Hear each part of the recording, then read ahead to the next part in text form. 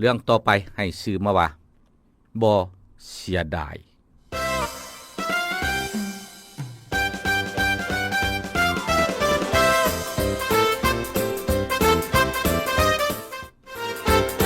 ชื่อเรื่องว่าบ่เสียดายทางผู้พ่อตู้คัมภีร์นามสมุทรตู้คัมภีร์นี่เห็นลูกเคยกินเหล้าเมาตลอดไอเนี่ยเซียนเมาอะไรลูกเคยนี่